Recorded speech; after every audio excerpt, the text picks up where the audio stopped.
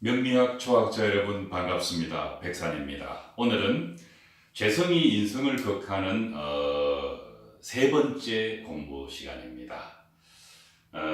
재성이 인성을 극하는 다섯 가지 유형 중에 오늘은 수가 화를 극하는 경우입니다. 강한 물 앞에 불은 맥을 추지 못합니다. 그래서 이 사주의 예를 들어서 설명을 하면은 추골의 기토는 불과 나무를 필요로 합니다. 제1유형에 해당됩니다. 그런데 사주에서는 정화인 불이 있는 것은 매우 반갑습니다. 또 불의 뿌리가 미토고 또 불의 뿌리가 묘목인 것까지도 반가운데, 그러나 심각한 문제는 천간에서는 이미 초월에서 엄청나게 강한 수기에 의해서 두 개수가 정화를 사정없이 극을 하고 있습니다. 또 건이 되는 미토는 축토로 인해서 충미충을 당하고 수극과 금극목이 일어납니다. 용신성 오행이 모두 지장간에서 다치고 있습니다. 묘유충을 통해서는 경금이 간목을, 신금이 을목을 일방적으로 극을 하고 있습니다. 상관과 식신이 정관과 편관을 극을 하고 있습니다. 이쪽에서는 재성이 인성을 극하고 역시 식신이 편관을 극하고 있습니다.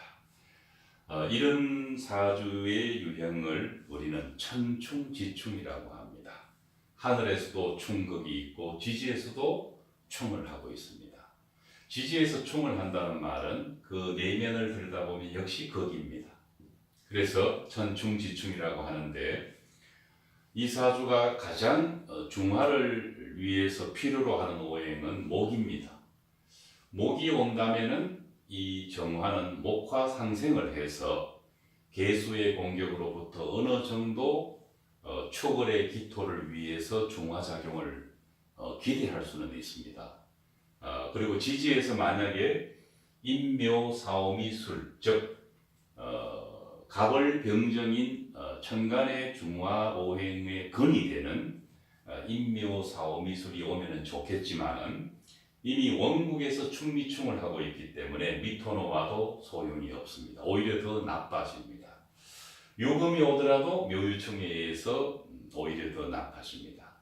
나머지 인목이나 사화나 사화가 와도 사유합은 일어납니다만은 어쨌든 오화, 술토, 역시 술토도 충미충을 하고 있으면서도 축술 삼형을 일으킵니다.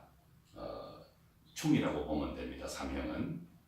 그래서 지지에서 이런 용신성 오행이 오더라도 크게 사주의 중화작용을 돕기란 쉽지 않을 거라는 판단을 할 수가 있습니다. 특히 천간에서 정화가 온다면은 이미 개수가 정화를 극하고 있는데 정화 하나가 더 온다고 해서 개수가 겁을 내지는 않습니다. 오히려 더 강한 수극화 현상이 일어납니다.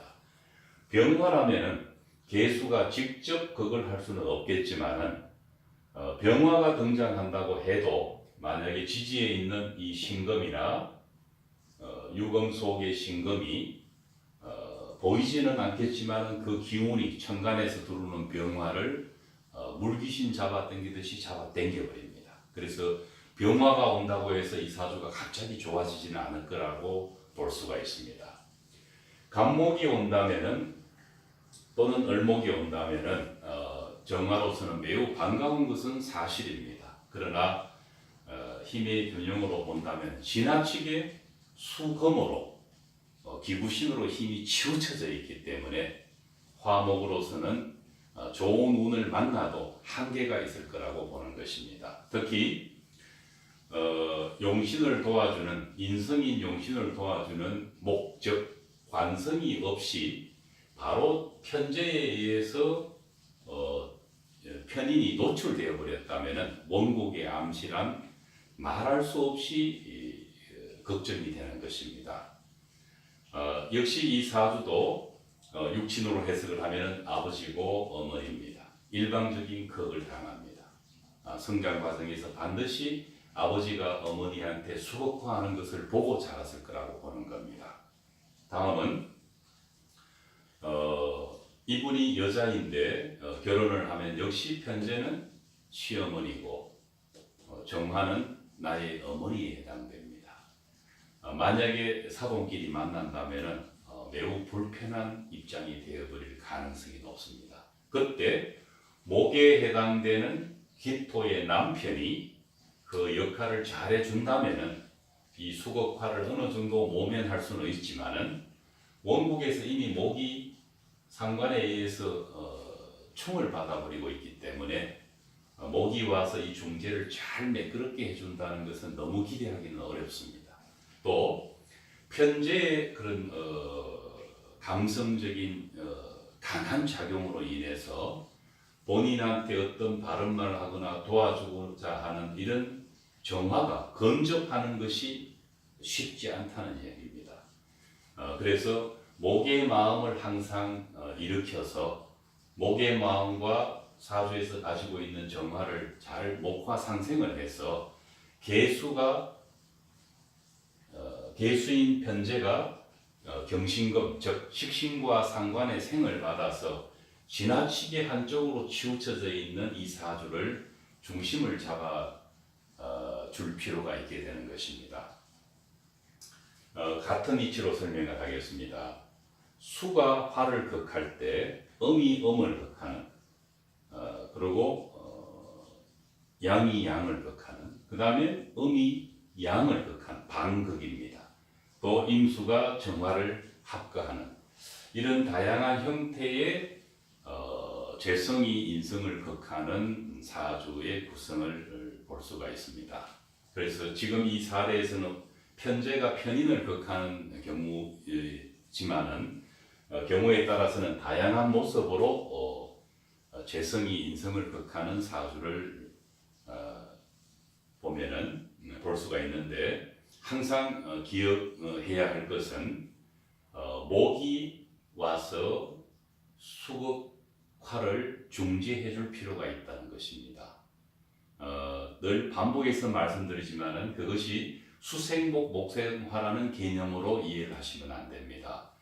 목화 상생을 해서 수가 금에 힘입어서 금수 상생해서 이 큰 두 세력이 달리 말하면 수의 세력과 화의 세력이 일정하게 긴장감 속에서 잘 유지를 한다면 이것은 중화된 사주입니다. 그러나 이 사주에서 보듯이 지나치게 금수 기운으로 치우쳐져 있습니다. 이렇게 치우친 사주는 중화에서 벗어나 있다고 보는 것입니다. 그러면 그럴수록 목화의 마음을 잘 견지한다면 운과 상관없이 자기가 스스로 흉운을 극복할 수 있는 그 방법을 명리학을 통해서 우리는 알 수가 있는 것입니다. 다음 시간에 다시 재성이 인성을 극하는 네 번째 공부를 하도록 하겠습니다. 감사합니다.